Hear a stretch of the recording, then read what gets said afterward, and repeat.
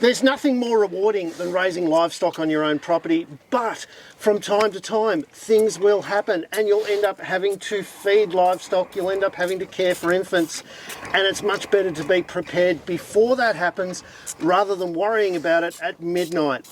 So I'm here with Sam today from Horsley Wholesale, and we're going through a few things that you should put into your kit before you start breeding livestock to make sure that you're prepared. G'day Sam, how you going, mate? Really good, Tim, and yourself? Not too bad. Tell us about this little girl here. What's going on with her? Yeah, little Daisy, when she was born, her mum was really small, and we found her. She didn't dive quite out. She dropped one leg when she came out. Okay, so it's a bit of a rough birth. Bit of a rough birth, and anyway, so we had to jump in and intervene there and help mum and help calf. Yep.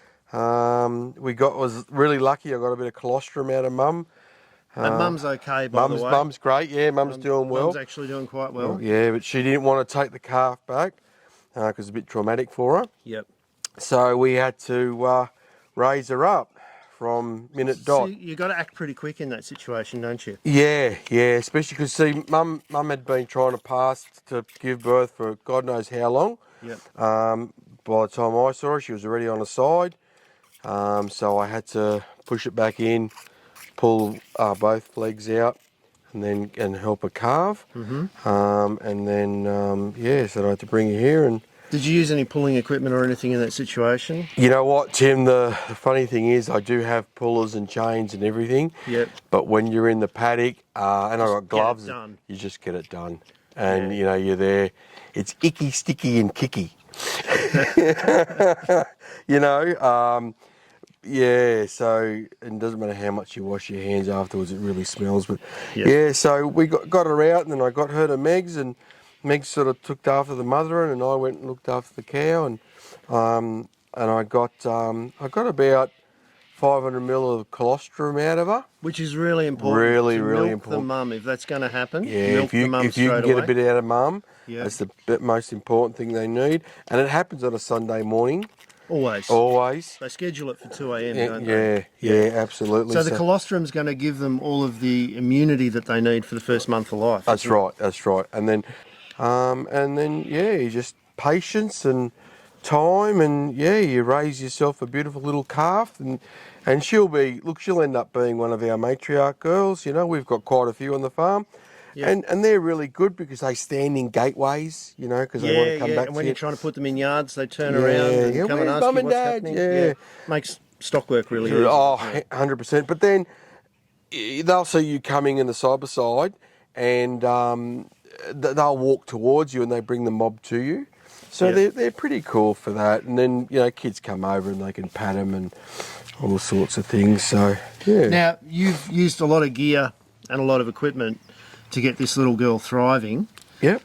We're actually going to put a link to that list down below. So if people want to know what equipment that you've used, we don't have to go through it piece by piece and worry about missing a bit in the video. We're just going to hit the high points. Yep. But all of the gear that you reckon that they need to set themselves up with before their cattle are due to give birth. That's right. We're going to have a link in the description below. Yeah. And you know what? It's so little. We're not talking sheep stations here. Yeah. It's only $100 worth of gear, and you just have it sitting there. So why wouldn't you? And you know what? I pray you never need it. I really do. But if you do, then there's a great story coming out of it if you're ready. It really is, yeah. And who could not love a little calf like this? So Sam, we'll start with housing. It's really important to keep the predators out. You've got a bit of a predator-proof barrier around the front of the shed that she's in. Yeah. We've built this. We like late raising calves, so we built this so make sure you keep the foxes and whatnot out, and we let the dogs run around, and they keep all that nasties away. This is about 4 metres by 4 metres, something like that. Yeah. It's really important to have some access to grass for your young calves, isn't it? Yeah. They like to nibble. Yep. On it, and even that silly bit of timber that was put there for something else, it's so handy because when she's ready, she just jumps in and out on her own.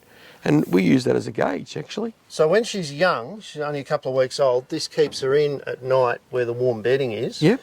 And when she's that little bit older and she needs that access to the fresh pick, she just helps herself. Yeah. So it's a self-regulating bar. You don't have to take it down or put it up at all. No, Nothing. 450 mil off the ground. Something like that, yeah. And it was there when we bought the place, so... Don't admit that. You did it by design. Oh, we designed that and had it structurally engineered, and yeah, it was unreal. Well, let's have a bit better look inside the shed now. Yep. So what about the inside of the shed here, mate? What should we be aware of when we've got small stock? What should we have ready to go? A couple of good buckets for water and feed. Yep. And bedding. Make sure you use heavy buckets because they will kick them over and things like that. Use a solid bucket. It's got to be something solid because, as you can see, they're real boisterous. Yep. And they'll kick crap out of everything. And a nice wide mouth to the bucket so they don't get their head stuck. Stuck, yeah. Those bakery buckets and stuff like that, they're a bit thin, aren't they? Bit thin, yeah. And the other thing is, if the bucket's not strong enough, they'll break it. And if they break it, it's sharp and they could pierce themselves. Yep. And then you're up for stitching. Yep. So, good quality bucket, and you're away she goes. Now, you've got lots of nice dry bedding in here. You keep it pretty clean. Yep. That's quite important, isn't it? That's right, yeah. You've got to keep the area dry and clean for them. Yep. Mold-free. Mold-free, yeah. When they're on solids a little bit more, you put the bottles out in the self-feeders, and then you're out and you're raking up all their poo and that, and then we store it. We put it in the compost for the garden. And when they go onto solids, you also put up fly catchers. Yeah, I like to put fly catchers up in summer because the flies it just attracts them. Yeah. You know. Yeah. The less flies on the animal, obviously. Yeah, and around. The less chance of eye infections and all of that sort of thing. That's right. We have Terramycin there to keep their eyes just in case they get an eye infection. Okay, so you're ready with the Terramycin, ready to go? Yeah. Yep. A bit of paper towel, you keep that in here all the time. Do you know, it's funny when they really start on the... I fuss too much, right? But when they're onto the water, yep. I actually, once I finish bottle feeding, I'll wipe their mouths so that way there's no contamination going into the water going off. That's a good point. Making them crook. Yeah. And you've got to be really careful with the milk mix. You've got to follow the instructions on the packet quite closely. That's right, because if you mix it too strong, you'll give them the runs. If you mix it too weak, they're not going to grow, and the idea is you want them to grow. Yep. If they're not growing, they're not doing their thing, you know. And as you can see, if their tails aren't wagging, if they're not jumping around being idiots, something's wrong. So a good set of scales and follow the instructions on the packet. That's critical. Right. Absolutely, yeah, and just raise nice and slowly, and even. Look, we're raising a few and you're going through multiple bags of feed, I will, when this bag is just about a quarter left, I'll get another bag and I'll shandy the two up.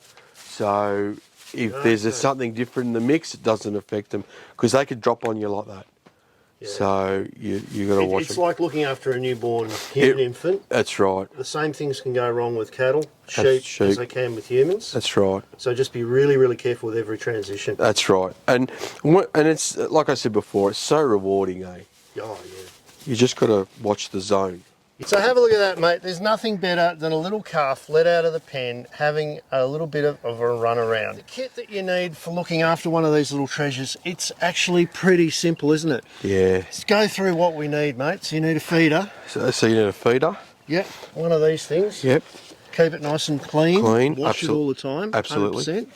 A fluid feeder. A fluid feeder. Yep. Just in case you need to drench it down. Yep. A scoop just for moving the feed around. Yep. Now she's only 3 weeks old, and you've already got her on a scoop of chaff to try and start that rumen up. Just to get that going. Yep. I keep obviously good buckets. Yes.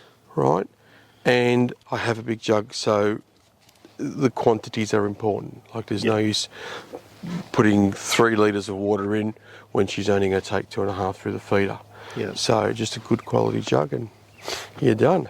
Yeah, and then once you're off the colostrum, you can start the milk replacer and just into the milk replacer and away you go.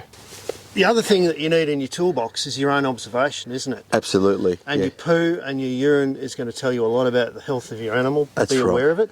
What are we looking at here, mate? She's gone from full milk, she's starting to eat, and when they're on full milk, their poo comes out golden coloured. Yes. And you can see that starting to darken off. Yep. So that's because she's eating the chaff and she's eating the grass. And you want a bit of body to it as well, don't Absolutely. you? You don't want just liquid. No, you don't want liquid. And if it's liquid, she's dehydrated. And you've got to keep an eye on this very regularly because you've got to act fast with small animals, don't you? Absolutely, yeah. They will drop at a dime. So the next thing we need to add to this pack that we're going to put together is some good electrolytes. That's right. So Sam, it's about preparedness, observation, and a couple of bits of the right gear. Yep, it's always and a little bit of patience, Tim. And you'll be right, and it's so rewarding. I recommend it to anyone. So guys, if you're thinking about breeding some livestock on your property, get prepared. Sam and Megan from Horsley Wholesale have put together a list of the gear that you need for when this happens on your property. Have a look in the description below, there's a link to it, and get onto Horsley Wholesale for all of your small farm needs. Thanks very much, Sam. Absolutely, Much Tim. appreciated. Anytime, mate.